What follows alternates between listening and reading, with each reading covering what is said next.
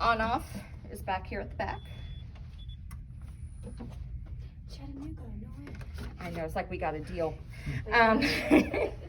So this machine, again, is really nice. It has a lot of information on here that if you haven't used the machine before, or you go out in clinic and you're like, oh shoot, I don't remember too much. You can click clinical protocols and you can say, hey, lumbar. Okay, and it's gonna say, hey, is it a disc with peripheralization? Is it a disc with not peripheralization? Is there muscle guarding? And you can kind of pick, and then it's gonna tell you what your parameters should be. Okay. Go ahead, input them or just tell you? Well, it's all right here. You would just run it. Okay. You can always edit it. Traction technique, lumbar spine. It's going to walk me through how to set up all of the belts. So again, if I don't want to read the belt, I can just follow step-by-step instructions here. Okay. Or let me go back. Traction rationale. And if I want to read about 3 pages worth, it tells me how traction works. Okay, so the machine is really, really user-friendly. But we're going to go, this is our home screen. Okay, so we're always going to edit, because what fun would it be if we didn't edit? Now we get this really confusing screen. Okay, so first let's get rid of a little bit of the confusion. It says progressive, treatment, and regressive. So remember with NMES we used ramp, where we could build up slowly to max intensity. These are our steps up to maximum pull, and then our steps down from maximum pull. So especially if I have her at a high weight, I'm not gonna just have the machine go boom, all at once. So it defaults to 6 steps. I think that's a little overkill personally. So I can change it. If I just click on the steps, let's use 3 and enter. Does it allow you to enter 0? Yep. Wow. Oh. It's just, I mean, it works up slowly, but there's no break. Yeah, some people rock climb and stuff and fall. Okay. Whatever, and this is saying intermittent steps, which means it's going to pull and then back off a little bit, and then go to the next step and back off a little bit, and then go to the max. That's a lot of movement. Personally, I usually keep that on static, so it just goes to a certain amount, holds there a little bit, pulls a little bit more and holds there, and then goes to the max eventually. Whatever you do for stepping up, do the same thing for stepping down. So we have it on static 2 steps, static 2 steps. Now it looks a lot cleaner, easier. Okay, the treatment, right now it's on intermittent. So if this was not her first treatment, or if I was using a high body weight, I would need absolutely to have it on intermittent. If I was using a low weight, especially if I wanted to stretch soft tissue, or if this was her very first treatment, I might put it on static. Okay, so that's where you make your clinical decisions. Okay, let's put it back on intermittent just for fun. Okay, so now I need to think about my min and max pulls.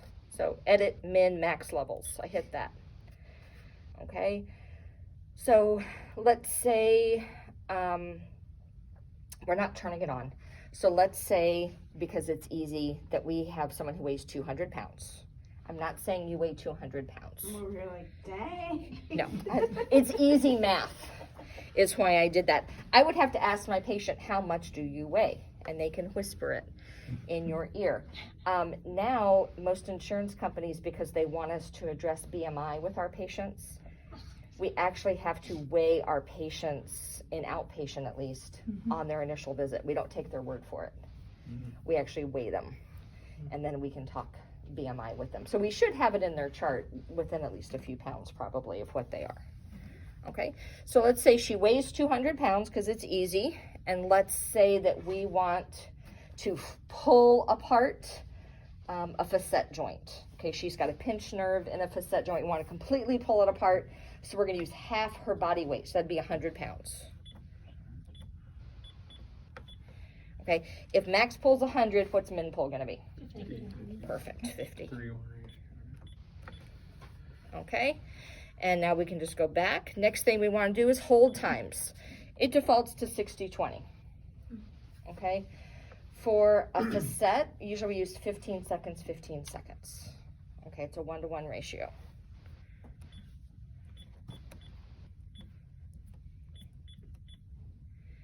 Okay, now it's saying each of those little steps I put on there, how long do I want to hold each of those?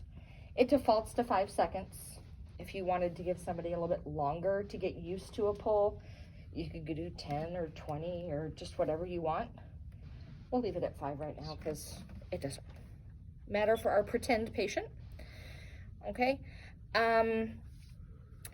treatment time is down here. So right now treatment time is 15 minutes. If it was her first treatment, what would treatment time be? And if it was anything after that, it would be 20 to 30. Okay, so if I wanted to change it to 20, I just hit that, 20. Okay, now look up here, it says 21.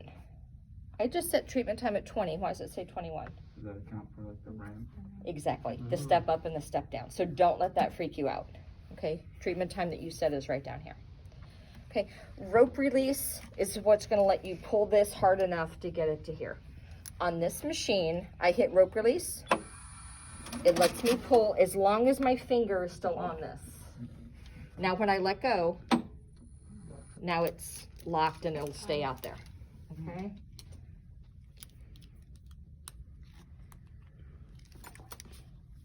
The winch. The winch, There we go.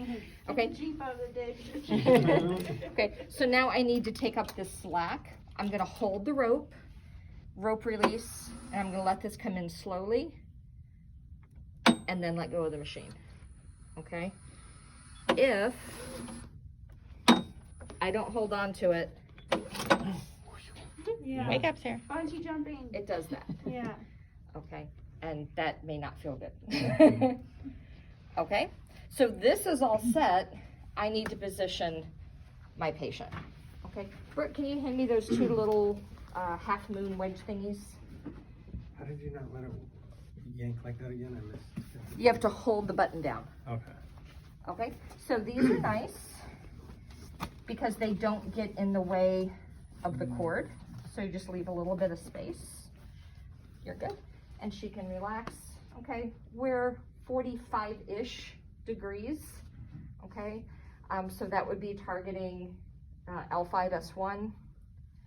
If I needed to come up higher, again, I could start building these up. I could bring them closer to her, getting higher and higher to target higher and higher lumbar segments. Okay, if she was prone, she would be prone, and all of these crosses would be on her back, but you set everything up exactly the same. It just when you attach everything, they're on her back instead of her stomach. Okay? Okay, cool.